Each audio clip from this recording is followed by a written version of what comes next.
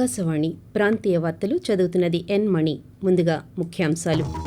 PSLV C-58 rocket ప్రయోగం విజయవంతం అయిన సందర్భంగా గవర్నర్ ఎస్ అబ్దుల్ నజీర్ ఇస్రో శాస్త్రవేత్తలకు అభినందనలు తెలిపారు. ముఖ్యమంత్రి వైఎస్ జగన్మోహన్ రెడ్డి రాష్ట్ర ప్రజలకు ఆంగ్ల నూతన సంవత్సర శుభాకాంక్షలు తెలియజేశారు.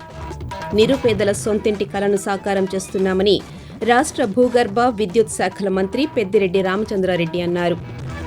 ఆంగ్ల నూతన సంవత్సరం సందర్భంగా తిరుమల శ్రీ వెంకటేశ్వర స్వామిని ఈరోజు కేంద్ర మంత్రి కిషన్ రెడ్డితో పాటు పలువురు ప్రముఖులు దర్శించుకున్నారు. ఇక వార్తల వివరాలు. భారత అంతరిక్ష సంస్థ ఇస్రో చేపట్టిన పిఎస్ఎల్వి C-58 రాకెట్ ప్రయోగం విజయవంతమైంది. ఈ నేపథ్యంలో ఇస్రోకు పలువురు అభినందనలు తెలుపుతున్నారు. రాష్ట్ర గవర్నర్ ఎస్ అబ్దుల్ నజీర్ ఇస్రో శాస్త్రవేత్తలకు అభినందనలు తెలియజేశారు. కొత్త సంవత్సరం రోజున మిషన్ను విజయవంతంగా ప్రయోగించడంతో ఇస్రో భారతదేశ పతాకాన్ని ఎగురవేసిందని అన్నారు. దీంతో ఇస్రో మరో శిఖరం చేరిందన్నారు. భవిష్యత్తులో మరిన్ని విజయాలు సాధించాలని ఆయన ఆకాంక్షించారు. ఆంగ్ల నూతన సంవత్సరం సందర్భంగా ముఖ్యమంత్రి వైఎస్ జగన్మోహన్ రెడ్డి రాష్ట్ర ప్రజలకు శుభాకాంక్షలు తెలిపారు.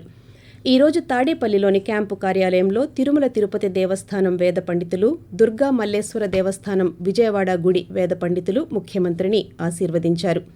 ఈ సందర్భంగా ముఖ్యమంత్రికి స్వామివారి శేషవస్త్రం, ప్రసాదాలు, తిరుమల తిరుపతి దేవస్థానం క్యాలెండర్, డైరీలను, ప్రతిమలను అర్చకులు అందజేశారు. ముఖ్యమంత్రికి శుభాకాంక్షలు తెలిపిన వారిలో ప్రభుత్వ ప్రధాన కార్యదర్శి doctor KS Jawahar Reddy, DGP Rajendranath Reddy తదితరులు ఉన్నారు. తిరుమల శ్రీ వెంకటేశ్వర స్వామిని ఈరోజు ఉదయం పలువురు ప్రముఖులు దర్శించుకున్నారు.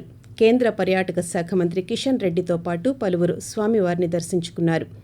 ఆలయం వెలుపల కేంద్ర మంత్రి పాత్రికేయులతో మాట్లాడుతూ ప్రపంచంలో ఉన్న భారతీయులందరికీ ఆంగ్ల నూతన సంవత్సర శుభాకాంక్షలు తెలియజేశారు.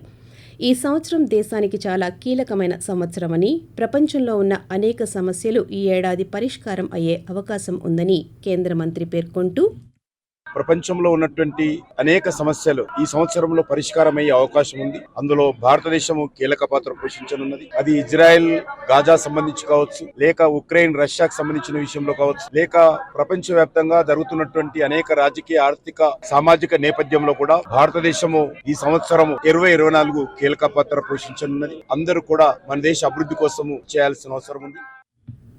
నిరుపేదల సొంతింటి కలను సాకారం చేస్తున్నామని రాష్ట్ర భూగర్భ విద్యుత్ శాఖల మంత్రి పెద్దిరెడ్డి రామచంద్రారెడ్డి అన్నారు. ఈ రోజు చిత్తూరు జిల్లా పుంగనూరు నియోజకవర్గం రొంపిచెర్ల మండలంలో మొత్తం 334 ఇళ్ల పట్టాలను పంపిణీ చేశారని మంత్రి తెలిపారు. ఈ సందర్భంగా ఆయన మాట్లాడుతూ ఇంటి పట్టాల పంపిణీ కార్యక్రమం కొనసాగుతుందని, అర్హులైన వారికి పథకాలు ఇంటి వద్దకే అందిస్తున్నామని పేర్కొన్నారు. ప్రయాణికులకు మెరుగైన సౌకర్యాల కల్పనలో భాగంగా భారతీయ రైల్వే అమృత్ భారత్ రైలును ప్రారంభించింది. అత్యాధునిక సౌకర్యాలతో కూడిన ఈ రైలు పశ్చిమ బెంగాల్లోని మాల్దా నుంచి బెంగళూరు వరకు ప్రయాణించి ఈరోజు ఒంగోలు చేరుకుంది. ఈ రైలుకు ప్రజలు, పలు పార్టీల నాయకులు ఘన స్వాగతం పలికారు. ఈ సందర్భంగా నగర మేయర్ గంగాడ సుజాత మాట్లాడుతూ, వందే భారత్, అమృత్ భారత్ రైళ్లు ఒంగోలుకు రావడం ప్రాంత ప్రయాణికులకు ఎంతో ఉపయోగకరంగా ఉంటుందని పేర్కొన్నారు.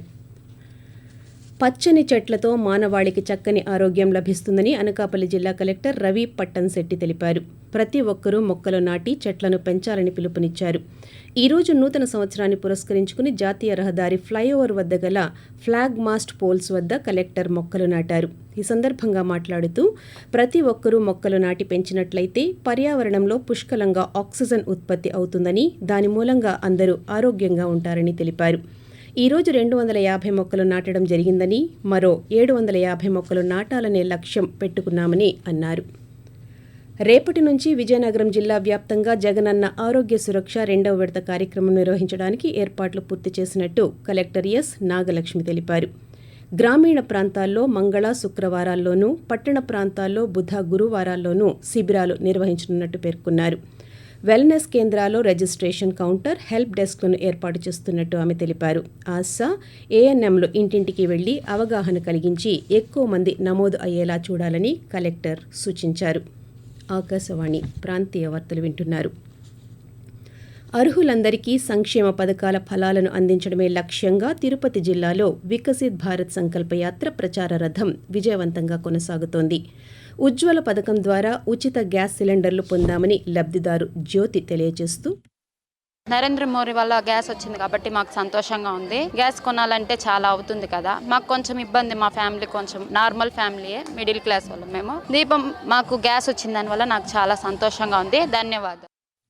అలాగే ఆయుష్మాన్ భారత్ పథకం ద్వారా హెల్త్ కార్డులు అందుకున్నామని ఆర్ నాగమ్మ పేర్కొంటూ, మోడీ గారు నాకు 5 లక్షల వరకు హెల్త్ కార్డు ఇచ్చారు. దేశంలోన రాష్ట్రంలో ఏడన్నా ఉన్న 5 లక్షల వరకు మనకి ట్రీట్మెంట్ అందుతుంది. ఆయనకి చాలా చాలా ధన్యవాదాలు. నంద్యాల జిల్లాలో అర్హత ఉన్న ప్రతి ఒక్కరికి పథకాలు చేరాలనే సంకల్పంతో కేంద్ర ప్రభుత్వం అమలు చేస్తున్న వికసిత్ భారత్ సంకల్పయాత్ర కార్యక్రమం విజయవంతంగా కొనసాగుతోంది. జిల్లాలోని మండ్లెం, తంగడంచ గ్రామాలలో వికసిత్ భారత్ సంకల్పయాత్ర సదస్సులు నిర్వహించారు. ఆయుష్మాన్ భారత్ కార్డులను 525 మందికి అందచేయడంతో పాటు అర్హత ఉండి పథకాలందని పలువురు నుంచి దరఖాస్తులను స్వీకరించారు.